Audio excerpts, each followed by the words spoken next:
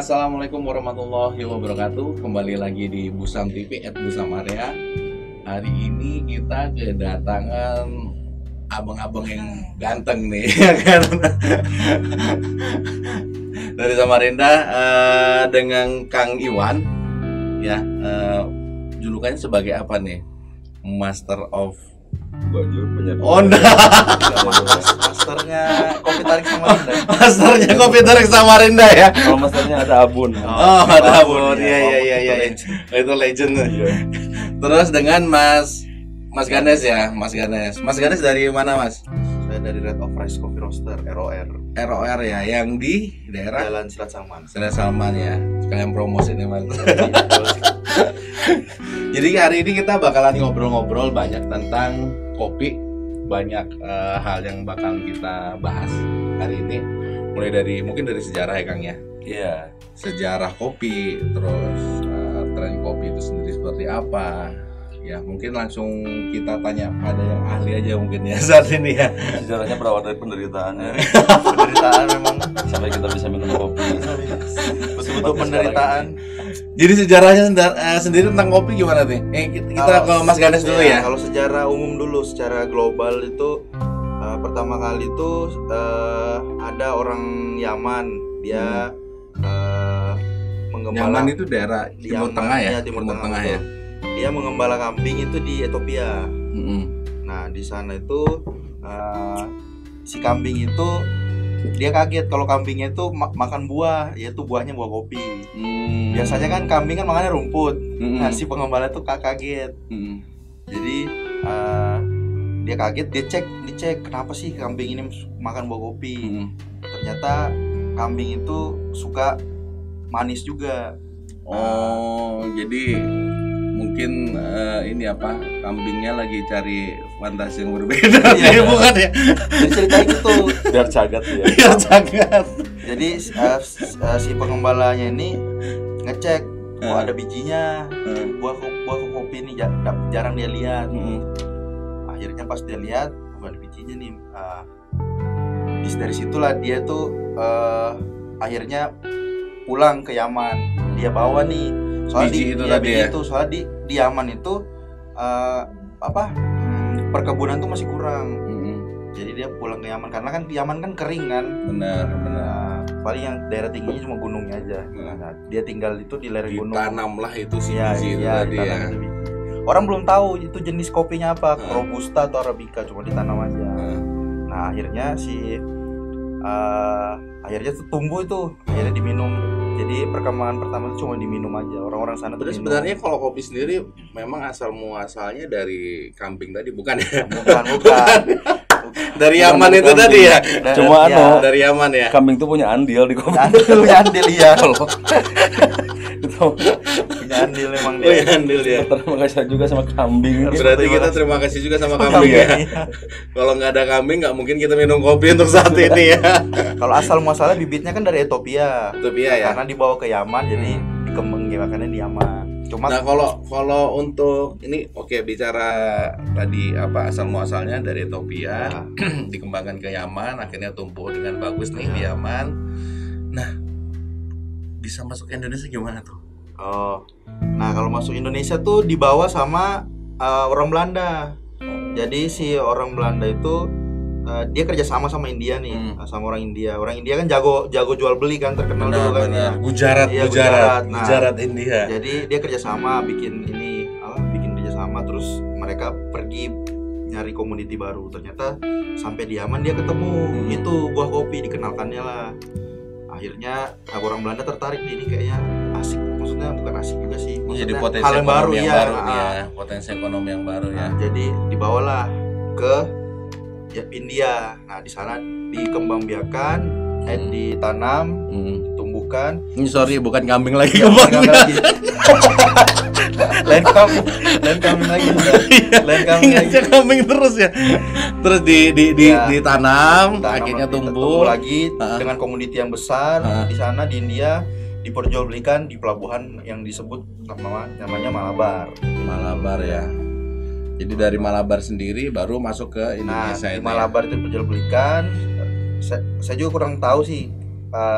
Jadi istilahnya tuh hubungan kerjasamanya mereka putus antara Belanda sama India. Akhirnya Belanda itu mengambil sisa-sisa bibit kopi itu dibawa ke Indonesia. Dikembangkanlah di Indonesia. Dikembangkan di Indonesia. Pertamanya di Batavia. Nah, yang kita kenal tuh sebenarnya Batavia nyebut itu daerah-daerah Bogor atas sih. Bogor atas ya. Daerah puncak. Nah di situ karena Belanda bingung ngasih namanya, ya udah kasih namanya Malabar dengan nama pelabuhan yang sama di India. Sama di India. Iya betul. Jadi sebenarnya kopi sendiri itu perjalanannya cukup panjang ya. Sangat panjang. Cukup Cukup Nggak bisa diobrolkan dalam satu hari atau satu minggu. Jadi Bisa sih. kalau bicara ya akhirnya mungkin bicara kopi sendiri menjadi komoditas yang paling utama saat ini ya, yang ada di dunia ya. Di dunia itu kalau menurut data urutan keempat komoditi terbesar ya. Pertama kan ini minyak. Ya, oke. Sisi kopi yang keempat. Kopi yang keempat ya. Kang, ini habis dari Bang Ganes nih. Kang Iwan kan sebagai brewer ya bilangnya ya. Penyeduh tradisional. Oh, ya. Kalau brewer kan harus Atau brew gitu ya, bukan ya? Kalau kita ini penyeduh tradisional. Penyeduh tradisional ya. Tren kopi sendiri di Samarinda gimana tuh Kang Iwan? Wah gila Mas ya. Banyak banget gitu kan. Dari bermacam-macam. Kayak ya buat aku sendiri ya waktu pas mengenal kopi itu 2010. 2010. Wih. Ya saat waktu ya sama Zaman dulu Clean, gitu ya, masa lalu ya. Ada 7 tuh kan. 2010 tuh belum terlalu ramai Mas ya. Masih dan si yang minum kopi pun masih kalangan terbatas, hanya itu aja ya, kan laki-laki, bapak-bapak. Jadi identik ya laki-laki apa yang orang cowok lah gitu nah. Nah kalau kita berbicara tren semakin kesini sangat pesat sekali gitu nah. Benar. Sangat pesat sekali, apalagi kayak sekarang ada tren apa? Kopi kekinian ya, gitu kan. Franchise yang masuk, tapi bagus sih Mas ya. Maksud itu bagus buat kita tuh. Nah, bagaimana kita dapat bertahan ya dengan gempuran-gempuran produk dari luar gitu kan. Jadi itu ya. Kayak ke kita sendiri juga ya buat saya sebagai pelaku penyeduh tradisional, dan mungkin Mas Ganes juga sebagai roastery Mas ya, sebagai roastery. Jadi bagaimana kita menciptakan gitu dan menciptakan dan mempertahankan kualitas ya, produk baru gitu. Kolaborasi. Tapi memang tantangannya jadi karena ini industrinya sudah mulai berkembang ya kan, sangat luar biasa. Dan itu tadi kembali lagi potensi ekonomi cukup sangat besar nih di industri kopi. Kopi sangat menjanjikan Mas ya. Iya, jadi kopi itu betul. Jadi kopi itu kalau sekarang bukan cuma dijadikan minuman aja. Gitu ya. Dijadikan sabun, dijadikan pengharum ruangan, banyak gitu. Jadi apa ya? Yang penting jangan dijadikan Tuhan aja. Ada ya? Ada penyembah kopi belum ya? Belum ada ya. Belum ada istilah penyembah kopi. Belum ada ya. Kalau Google sendiri kan sudah ada tuh. Aliran penyembah Google tuh. Coba tahu. Ternyata ya itu, apalagi dari pas keluar apa itu? Yang film filosofi kopi. Oh iya itu tren mulai naik ya. Naiknya membantu sih sebetulnya.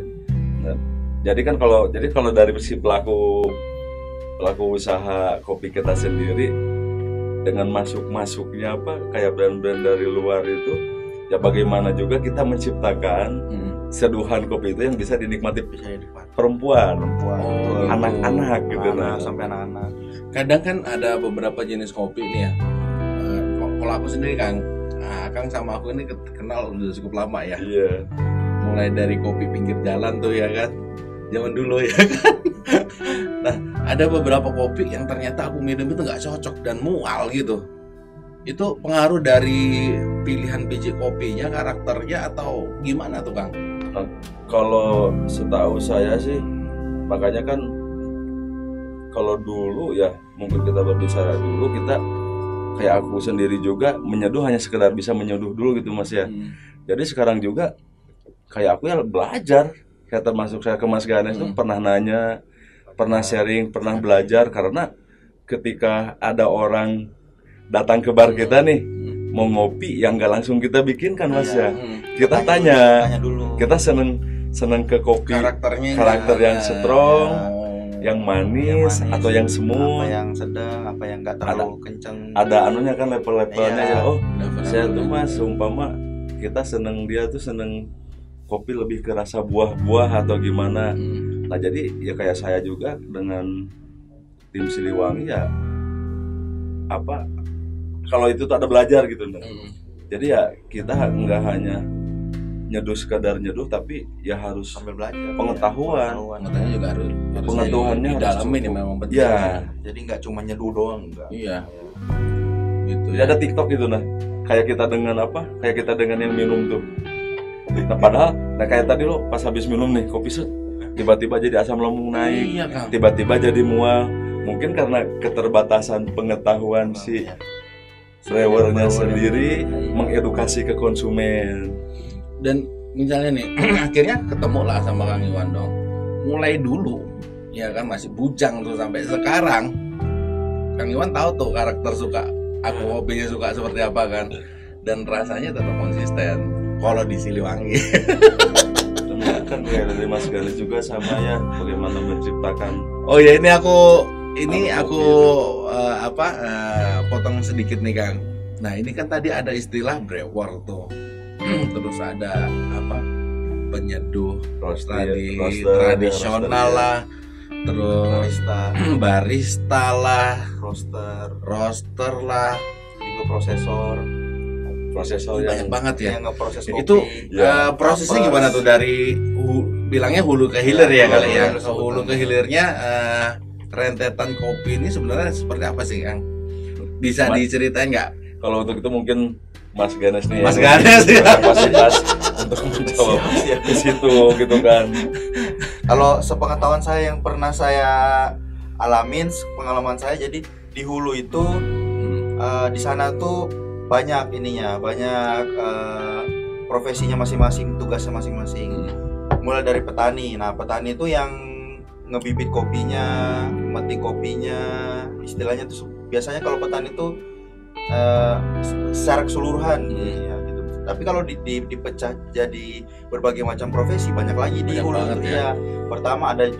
Pertama kapers itu yang bagian nyicip kopinya. Oh ada juga Ya. ya, kerjanya tuh nyicip tiap Kerjaannya hari, cuma nyicip aja, quality control. Kemudian yang kedua itu ada prosesor. Nah. Prosesor tugasnya itu untuk memproses kopi.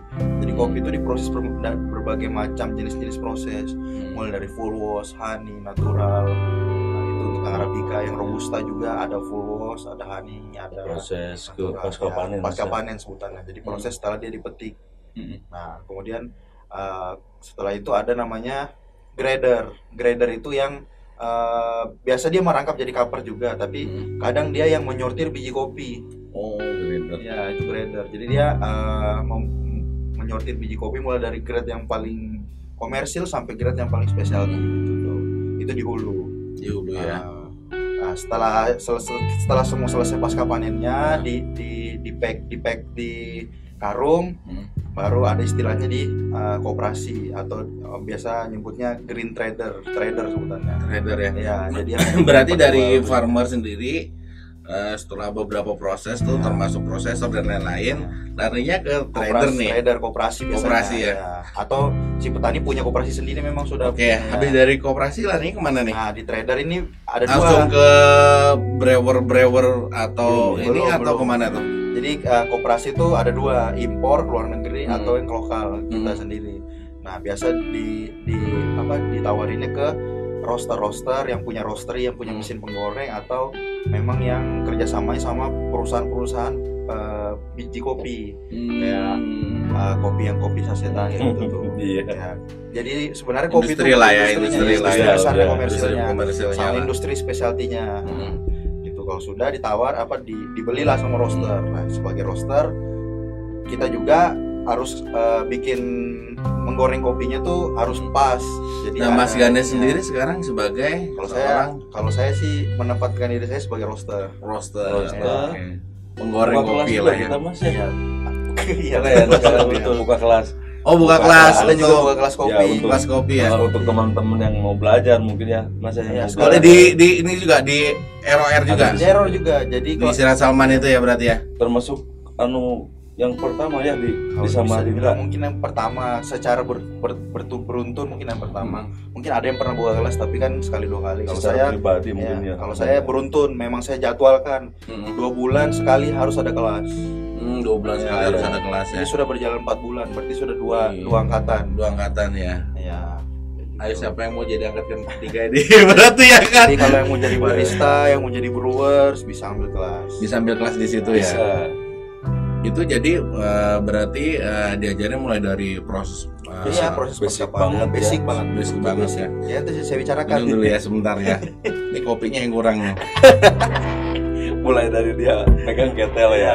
mulai dari sejarah juga kayak tadi, sampai dia nyicip kopi dulu, baru dia pegang alatnya. Jadi benar-benar kalau kopi ini kurang lebih pekerjaan yang profesi lah aku bilang ya akhirnya ya. Sekarang pada akhirnya jadi Pada profesi. akhirnya jadi Jadi profesi karena Jadi masing-masing profesi, sudah ya. mulai luas Benar. pekerjaannya. Karena rentetannya kalau kita ini sorry nih kalau saya sebagai orang awam nih ya kan cuman penikmat kopi ya kan kita nggak ngerti gitu ternyata prosesnya panjang banget mulai dari hulu ke hilirnya itu butuh beberapa proses dan melibatkan banyak orang. Mungkin kalau untuk contoh kayak di proses natural pun kurang lebih 1 bulan Mas ya. Iya. Sampai bisa diminum Satu kopi. proses tuh bisa memakan waktu 2 minggu sampai 3 minggu.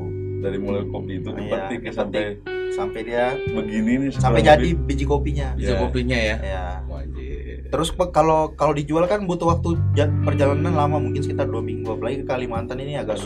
sulit. Nggak sulit Nah, ya. karena Kalimantan belum bisa menghasilkan kopi-kopi komersil, maksudnya secara skala besar belum ada. Industrinya masih Ya, belum ada. ada ya. paling berapa kilo aja nggak Itu yang salah satu jadi kadang jadi pertanyaan kayak orang-orang ya, kayak orang-orang luar ke kita ketika kayak saya di kedai sendiri apa istilahnya tuh kopi Kalimantan ada enggak? Ya aku bilang ada gitu kan. Nah, kenapa kayak Ada, betul, ya. kayak pelaku usaha di sini sendiri nggak mengangkat kopi lokal gitu Benar. nah kalau kenapa kita sebagai saya sebagai seorang penyeduh gitu kan kayak yang jualan di kedai kopi itu karena ya katakanlah jangankan kayak dia belum bisa untuk mencukupi. Nah padahal kopi pasar. potensinya ya sangat besar, Besar Mas. banget orang butuh kopi. Kalau ada Sebenarnya kok kopi Kalimantan sendiri ada nggak itu? Ada ya. perkebunannya ada. Perkebunannya ada. Cuma kan yang setahu saya ya, yang setahu saya dulu dari orang-orang sana itu kan ya, ketika mereka transfer ke sini dikasih kayak ada program penanaman kopi, udah ditanam nih. Nah tapi setelah ditanam itu setelah kopi itu matang dia bingung ngejualnya kemana, prosesnya seperti apa. Saya dulu pernah ngitung datanya bulan November. Untuk penduduk Samarinda sendiri saya hitung berdasarkan jumlah kedai. Orang minum kopi kebutuhan 1 bulannya itu kurang lebih 4 sampai 5 ton. Untuk Nah, Samarinda sendiri. Untuk Samarinda Ya, jadi kayak pernah kan ada yang ngangkat di Tenggarong tuh Mas. Ya sekarang ganti nama sih kedainya tuh kan. Dulu dia apa ya? Maksudnya tuh idealis banget. Dia ngangkat betul-betul ngangkat kopi lokal. Kopi lokal ya. Nah, ya dulu waktu sama kita aku sarankan, aku bilang di samping kamu ngangkat kopi lokal kan ya, kamu ngangkat apa kayak kopi pendamping gitu nah. Iya. Dia 1 minggunya tuh cuma buka 3 hari aja. Karena ya itu kebutuhan kopinya tidak bisa mencukupi. Benar. Padahal ya kalau kayak dari aku sendiri ngelihat apalagi dengan banyaknya kedai gitu kan ya. Terus dengan banyaknya sekarang bisa dikatakan kayak roster lokal Mas ya. Kalau seumpama ini ada katakanlah kita berbicara program dari pemerintah itu dikelolanya betul-betul serius untuk perkopian Kalimantan sendiri itu tidak menutup kemungkinan Mas ya. Kalimantan atau Kalimantan umumnya atau di Samarinda khususnya pun kita bisa ngirim kopi nih keluar. Khususnya kayak gitu karena distribusi kalau dibilang wilayah teritorial kita sendiri itu kan cukup. Iya, Pulau bayangin aja nih. Pulau terbesar. Pulau Jawa itu nggak lebih besar daripada Kalimantan Timur mungkin ya kan? Terus ke akses juga sih Mas. Aku tuh pernah aksesnya susah. Akses pernah nyeduh kopi dari hulu dibawakan temen. Itu sangat luar biasa rasanya itu. Gitu ya kan. Karakter robustannya tuh coklat banget. Cuma banyak ya, kan kalau di Kalimantan apa kopinya jenis kan ada Arabica, ada Robusta sama ini Liberica, apa? ya. Liberica, ya. Sedangkan kita tahu loh kayak proses Medan tuh yang harus dilalui dari Hulu Mahakam sana. Perjuangan. Iya kan sungai di hulu kan sungainya deras semua kan. Itu sulitnya di situ. Itu PR mungkin ya. Bener buat masih sulit. pemerintah sekarang nih. Pemerintah ya. Loh, buat pemerintah sekarang nih. Aduh, lo sangat luar biasa kalau betul-betul dikemas Mas ya.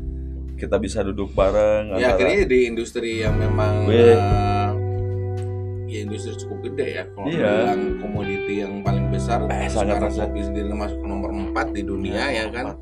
Berarti sih ada potensi untuk kita bisa ngembangin kopi di sini ya. Sangat. Selain marketnya juga sudah ada tuh. Wah, tinggal nanti ada banget. Sangat ada banget. Ya harusnya kalau semua kita Kang, lu bayangin aja nih ya. Aku keluar dari rumah itu ada warung kopi sudah ya kan. Iya. 5 langkah ada warung kopi lagi nih. Meskipun ya warung kopi yang sasetan ya. Nah, cuman kan sekarang ini bergantinya waktu nih ya kan, anak-anak muda zaman sekarang nih, anak Samarinda kan sudah mulai tahu tuh kopi, rasa kopi itu sendiri. Nah itu makanya kan kayak dari tuntutan buat saya mungkin sama Mas Ganesh juga ya, karakter kopi itu nah sendiri ya. Kita harus nggak pernah berhenti ngasih tahu, mengedukasi ya.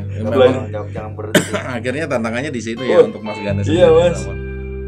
Soalnya kalau bisa dibilang kayak aku nih independen gitu, maksudnya bukan independen bukan dalam artian apa kan, kalau bagaimana kayak aku sendiri dengan Siliwangi nih bertahan kan. Benar. Gue gila dengan PNS dari luar yang modalnya ratusan juta tuh.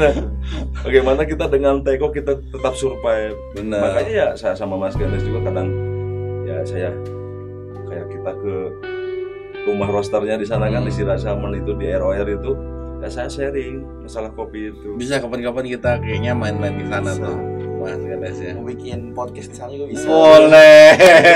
Lebih asik kok di sana. Lebih asik sih kayaknya. Apalagi latar belakangnya. Mungkin kita buat seri kedua kali ya nanti ya. Seri kedua. Di situ. Jadi orang bisa ngeliat langsung kan prosesnya kan. Semuanya dari ibaratnya kayak mulai dari background setelah di roasting, akhirnya diseduh sama konsumennya di situ tuh, sama peminumnya, sama minumnya juga ya di situ. Kan dia buka jualan kita jual ada meja bar kecil di situ, saya buat gitu ya. sediakan. Oh jadi seru dong. Ini kopi jenis ini, jenis ini. Ada berapa jenis sekarang yang Mas Ganesh handle sendiri? Kalau saya sebenarnya dari dulu lebih fokusnya Jawa Barat, banyak kopi-kopi Jawa Barat. Apa karena kuliah di sana dulu? Mungkin karena itu juga sih, karena karena gimana ya, udah cocok. Tapi kadang saya coba juga biji kopi yang lain dari Sumatera, kayak gitu, dari Bali. Tapi sekarang ya memang lebih banyak Jawa Barat. Jawa Barat ya. Ya mudah-mudahan nanti ada Kalimantan Timur lah ya, masuk ke sana ya. Udah pernah nyoba belum? Belum ada sih. Biji kopi yang dari Kalimantan Timur belum ya? Belum ada yang pernah nawarin. Waduh. Mungkin segan Mas. Karena lihat Iya. Tapi sebenarnya nggak apa-apa kan. Lagi pula kalau misalnya ada yang nawarin biji kopi nih, pasti kita sharing juga. Kalau membuat biji kopi yang bagus tuh disortirnya seperti ini. Kadang mungkin anak-anak tuh segan di situ. Kayak gitu loh, itu kayak bukan suatu santai aja. Ya, itu yang dulu saya alami Mas. Itu yang dulu saya alami ketika saya sebagai pelaku katakanlah seduh tradisional loh. Ada perasaan gimana kalau kita duduk sama-sama barista gitu ya Kang ya. Iya. Itu tuh rasa grogi, rasa minder itu ada. Insecure. Apa yang kau obrolkan sama Mas Ganesh nih? Nah, cuma ya alhamdulillahnya. Padahal juga sebenarnya Mas Ganesh sendiri ya, kalau ini ngobrol kita terbuka lah. Sebetulnya kayak buat aku sendiri dekat dengan pelaku-pelaku manual brew itu dari banjir Mas ya. Di situ asal muasalnya kayak aku bisa dekat dengan pelaku-pelaku usaha manual brew. Dari banjir yang di Bukti yang bikin nyeduh bareng komunitas ya dulu tuh kayak kita semacam ada sekat Mas ya. Iya. Jadi kayak dulu tuh kayak brewer tradisional barista sendiri gitu ya. Kalau barista kan otomatis sama brewer nih. Biasanya barista sama tradisional sama modern kita tuh. Kayak ada benteng besar gitu nah. Waduh. Jadi kayak ada semacam sekat masa kita nggak ada komunikasi seperti ini. Sebenarnya sih sama aja kita semua. Ya, cuma yang kita kan beda lini usaha. yang kayak aku rasakan seperti itu. Anjing, apalagi ketika duduk, ih, ini juara ya. Kayak pasti nyebut cemplok. Itu tuh aku mau duduk mau ngobrol tuh berat ya. ya. Pas ada banjir kita ada nyeduh bareng ya. Nah mulai di situ cair lah suasana tuh. Terus di setiap acara kayak internasional Kopi Day kita sama-sama gitu kan. Itu tanggal berapa tuh kalau internasional tanggal Kopi Day? 1 Oktober ya. 1 Oktober ya. Iya. Itu jadi Itu tanggal ulang tahunnya ROR juga. oh 1 Oktober. 1 Oktober tuh Jadi kan pas. pas ya. ada nyeduh bareng. Nyeduh bareng ya. Aku kayak duduk di Konos aja atau duduk di ROR segen mas. Gitu Masuk ya. ke tempat kayak gitu tuh Sudah kayak ngeri nih. ya segan dari kitanya Oh, aja. gitu. Ternyata kayak setelah kita duduk ya asik kayak orang-orangnya. Karena saya berpikir tuh tradisional ataupun manual bro ataupun mesin kan pada dasarnya pakai media yang sama, betul. kopi Sama, gitu nah. iya. Nah makanya Nggak ada yang bedain. kenapa kan kayak kalau aku dulu mungkin kalau bikin kopi itu yang penting pahit mas, Iya. tebal gitu kan. Kita nggak ngerti bahwa kopi itu bisa dibikin manis loh gitu nah. Nah jadi pas ya kayak mungkin waktu aku masih di halte terus aku berpikir nah bagaimana anak kecil juga bisa minum kopi Ya. Ini kayak semalam tuh anakku minum kopi ya. dulu. yang fobia itu bisa minum kopi yang biasanya kita tawarin dia takut asam lambungnya naik ya karena kayak aku juga ya salah satunya dengan Mas Ganes kayak apa sih Mas sebelum minum kopi pastikan si peminum itu perutnya terisi dulu mas Ya, apa gitu intinya yang penting kita makan dulu sebelum minum Itu kopi, sih. biar kosong. Basically-nya sebenarnya dari pembicaraan ini mas ya, pertama kita bicara masalah proses sendiri ya kan, dan harus ada komunikasi nih antara penikmat kopi iya. dan pembuat kopi. Nah itu yang dituntut kayaknya harus cerdas tuh di situ. Pintar memang. Aku tuh tipe orang yang mau belajar nggak mau belajar. Aku Gitu tuh ya? tipe orang yang malas membaca aku tuh mas. Tapi ketika kita dituntut oleh profesi ya, Iya. paling Nggak mau ya akhirnya. Belajar. aku Pasti tuh sudah. pulang di Google. Oh. Google tuh salah satu Bener, guru ya. loh. Iya benar-benar. Aku kalau pulang ke ini baca. Paling nggak ketika ditanya tuh ini kopi apa kita bisa jawab. Iya. Robusta atau Arabica ya. Jangan sampai nggak tahu. Ini bos sudah naruh di sini, aduh Iya. bahaya. Bahaya kalau gitu. Basicnya itu. Basic banget itu mas. Basicnya itu ya. Basic ya. Terus mungkin nanti kita bakalan tuh seru tuh kayaknya bakalan bisa dijadwalin tuh Itu sangat mas. untuk kita ngobrol di tempatnya Mas Ganes. Oh di sana ya ada bin-binnya, Ada bin-binnya juga ada ya. mungkin untuk sebagian orang nggak tahu mesin Ya. kopi itu seperti apa sih. Bisa lihat. Ya, Bahkan- perkembangannya memang luar biasa ya kopi Bahkan sendiri. nggak menutup kemungkinannya di 2021 ini ada orang yang nggak tahu biji kopi. Oh loh. iya. Green, Bisa aja. yang disebut green bean itu kayak apa Kayak sih? apa green bean yang mentah sebelum Nah, green sebelum bean jadi ini. roast bean yang sudah Ini coklat. ya ini roast bean, ini green bean. Heeh. Aku aja mas dari mulai belajar sampai sekarang aku tuh baru tahu Februari kemarin pas aku pulang Heeh. aku jalan-jalan ke Pasir Halang di Tasik. Hah? Oh pohon kopi tuh yang kayak gini. Iya betul. Betul lah. Aku tuh saking aku tuh nggak tahu kayak pohon kopi tuh hanya lihat Dari Google aja ya. Google. Jadi lumayan mas aku dari Tasik ke Pasir Halang itu perjalanan hampir 2 jam 2 jam ya. ke Bukit Pinus. Oh, Oh ini kak kopi aku bilang lihat perkebunan kopi itu kan. Iya. Sekarang Jadi- ini kan ada tumpang sari dengan pinus ya. iya itu pohon penaung temannya dia. Orang kan kayak 1 hektar kopi semua. Nggak bisa kalau langsung kena matahari nggak bisa. Aku tuh Iya, sampai Ya, harus ditemenin dia. kayak bahagia banget gitu nah. Seperti halnya mungkin kalau kita ngopi harus ditemenin juga ya. Iya, Kayaknya lebih kalau asik ngopi ya. sendiri sulit memang. Iya. Nanti bawaannya stres kalau ngopi sendiri. Oke nih, makasih Kang Iwan dari Siap. Siliwangi Kopi sudah hadir di studio kita. Bang Ganes dari ROR, terima kasih sudah datang ke studio kita. Untuk closing statement nih, apa nih buat teman-teman yang melihat nih acara? Oh, Kira-kira apa nih kok dari Kang Iwan dulu ya, mungkin ya. nah mungkin kalau dari saya ya, kalau dari saya sebagai pelaku pelaku penyeduh ya, jaga kualitas sama jadi yang ahli sih mas kalau saya tuh. Kalau mau nyempuk sekalian ya Oh, kan. ya, itu Mau belajar sekalian, mau Ya. jadi barista ya jadi, atau penyeduh tradisional ya sudah. ya harus Benar-benar nguasain ya. menguasai produk ya, menguasai produk ya, karena ya buat aku sendiri sampai sekarang pun belajar. Jadi kalau buat prinsip buat saya itu apa ya, jangan lelah untuk belajar, jangan malu untuk bertanya, Gitu ya. itu sih. Iya. Jangan lelah untuk belajar dan jangan malu untuk bertanya. Karena malu bertanya sesat di jalan Ya. mungkin ya. Sudah. Kalau dari Bang Kades nih Bang. Kalau saya sih simpel aja, karena kita nih lokal, setidaknya kita berkolaborasi. Benar. Ya.